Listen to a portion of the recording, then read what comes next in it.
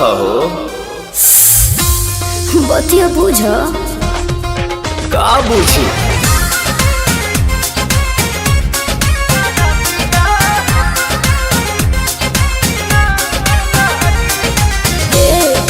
का हो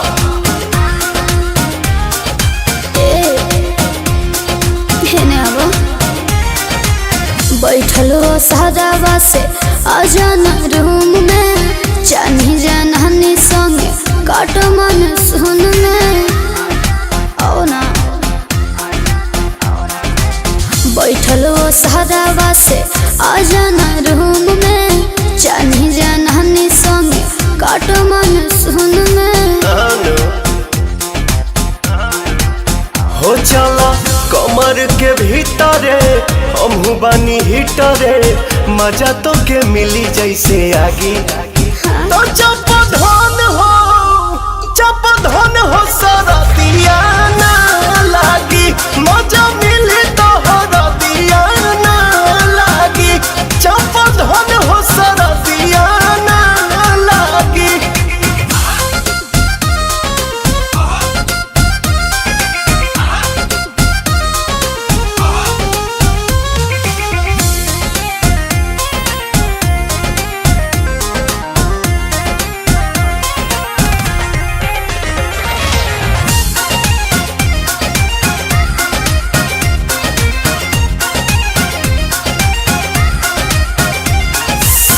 अब भगा द जरैया के कम नहीं पड़े रजैया के हवा पतवार भतर तू हमार बन जाके बहिया तो नैया के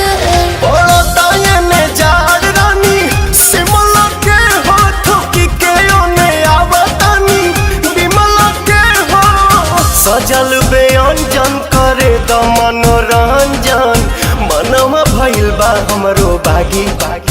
तो जब धन हो सारा दिया ना लागी मजा मिली तो हरा दिया ना लागी जब धन हो सारा दिया ना लागी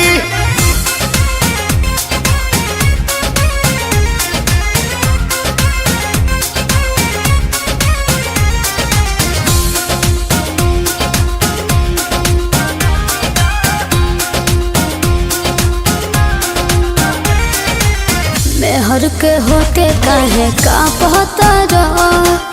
देह कठुआइल खाली भापता रहा चूल्ही में नमना डाली तो पता रहा बानी बोलावत तो सारा पता रहा खोली के होने फेंक देनी इनरिया जानू पलंगिए पहोइयो जी दिनरिया जानू पीला प्रेम रस गोरी कोरवे में कस गोरी कहबे नु भाग धनी जागी तो जब धन हो सारा दिया